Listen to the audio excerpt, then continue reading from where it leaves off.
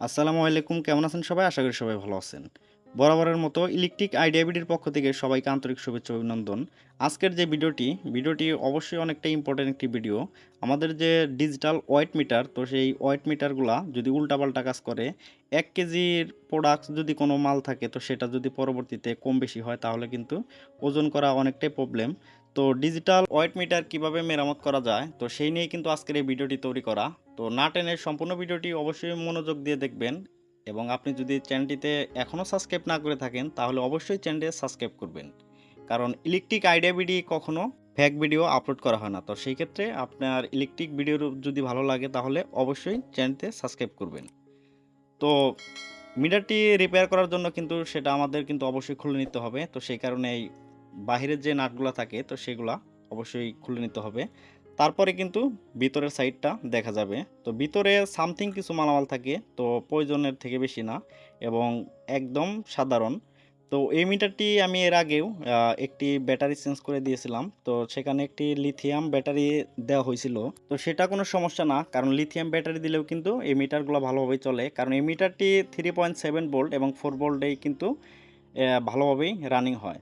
তো আমাদের যে প্রবলেমটা সেটা হচ্ছে এই মিটারের নয় মাদারবোর্ড সমস্যা হইছে, না হয় আমাদের যে এই যে একটি সেন্সর আছে যার উপর ওয়্যারটি দেওয়া হয়, তো সেই সেন্সরের অবশ্যই প্রবলেম হইছে। তো মিটারটি ভালোভাবে চেক করার আগে মিটারটি অবশ্যই একটু ভালোভাবে পরিষ্কার করে নিতে হবে, কারণ এই ময়লার কারণেও কিন্তু অনেক সময় দেখা যায় যে এই মাদারবোর্ডগুলো কিন্তু ড্যামেজ হয়ে যায়। তো সেই কারণে মিটারটি অবশ্যই ভালোভাবে একটু পরিষ্কার করে নিতে হবে। তারপরে অবশ্যই চেক করব। মিটারের ভিতরে অবশ্যই ভালোভাবে পরিষ্কার করা হয়েছে।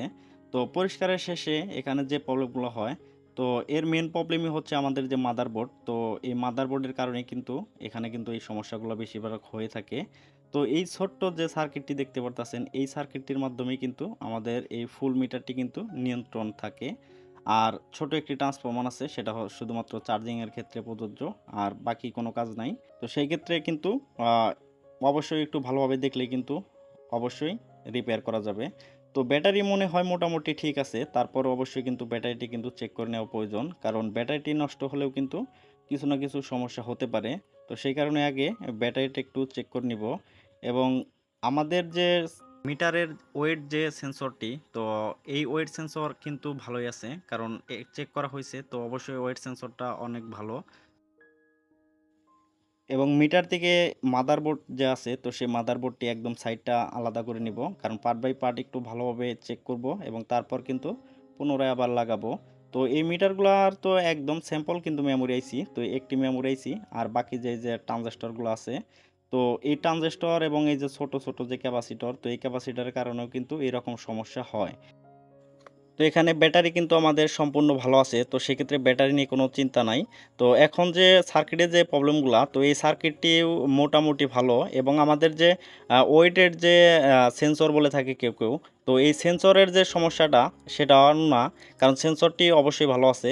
তো আমাদের মাদারবোর্ডের যে পিএফগুলো আছে এবং ট্রানজিস্টর, তো এই ট্রানজিস্টর এবং ক্যাপাসিটারটা চেঞ্জ করলেই 100% ঠিক হয়ে যাবে। তো সেক্ষেত্রে দুই সাইডে দুইটি ছোট ক্যাপাসিটার এবং যে ট্রানজিস্টর আছে, তো এইগুলো চেঞ্জ করব এবং তারপর অবশ্যই একটু ভালোভাবে চেক করব। তো ধারণা করা যাবে যে 100% ঠিক হবেই। সার্কিটের যে কাজটা, তো সেই কাজটা শেষের পর আমাদের কিন্তু অবশ্যই প্রয়োজন যে মাদারবোর্ডের লাইনগুলো অবশ্যই একটু ক্লিয়ার করে রাখা, কারণ যেহেতু এটা মাদারবোর্ড, তো সেক্ষেত্রে কিন্তু হালকা একটু যদি কোনো জায়গায় লিকেজ থাকে তো সেখানেও কিন্তু সমস্যা হবে। তো সেই কারণে অবশ্যই একটু ভালোভাবে পরিষ্কার করে নেওয়া হলো। তো এখন মিটারটি সম্পূর্ণরূপে আবার ফিডিং করব, তো ফিডিং করব এবং তারপর অবশ্যই এটা ওয়েট চেক করব। তো ট্রানজিস্টর এবং ক্যাপাসিটর চেঞ্জ করার পর কিন্তু মিটারটি কিন্তু ভালোভাবেই কাজ করছে। তো মিটারটি কিন্তু ঠিক হয়ে গেছে। তো ভিডিওটি ভালো লাগলে অবশ্যই লাইক, শেয়ার ও কমেন্ট করবেন, এবং আপনি যদি এই ভিডিওটি ফেসবুক থেকে দেখে থাকেন তাহলে অবশ্যই ফলো করে রাখবেন।